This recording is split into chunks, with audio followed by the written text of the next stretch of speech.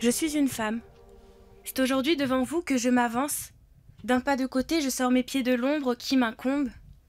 Car oui, je suis une femme. Quelle est ma représentation dans un métier de lumière? Quelle est ma place?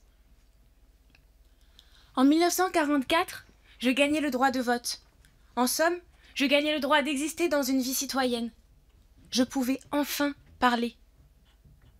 Mais aujourd'hui, est-il normal que je ne me sente toujours pas représentée? Ouvrons la porte au monde, d'après celui où j'ai le droit de me voir à la télé. Pardon, ailleurs cogiter. Suis-je moi aussi condamnée à subir la lourdeur d'un homme pour pouvoir avancer, pouvoir envisager plus que le maquiller? MeToo n'est qu'un cri. Qui se veut de l'écouter? Qui se veut de l'éduquer? L'homme, éternel enfant, aurais-tu oublié que tout n'est pas joué? Je suis une femme, et j'existe. Nous sommes les gardiens de la créativité, les narrateurs de notre époque, et il est de notre responsabilité de faire résonner l'appel à l'égalité dans nos métiers. Envisageons un futur où la parité ne sera plus un objectif lointain, mais une réalité indéniable. Envisageons un futur où chaque jeune fille peut rêver de devenir une ingénieure informatique renommée ou une réalisatrice de cinéma primée, sans être freinée par les barrières du genre. Il existe bien plus de compositrices, de réalisatrices que je ne le croyais. Mais c'est comme si elles avaient mystérieusement été effacées de notre patrimoine.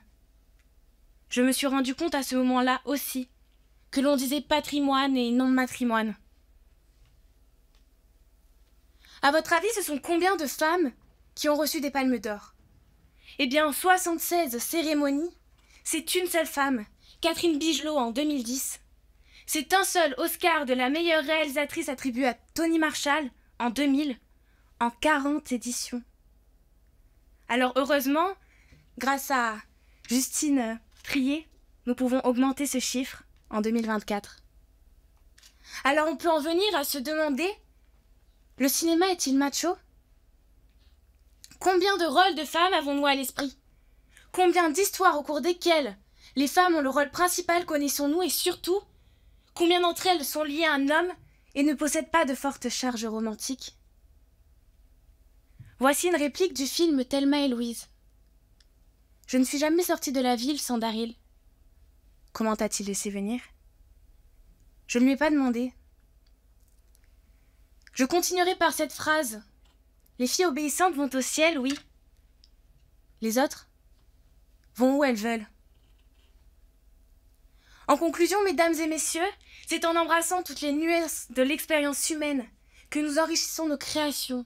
Façonnons ainsi un avenir où chaque histoire, chaque ligne de code et chaque image contribue à la symphonie universelle de la créativité.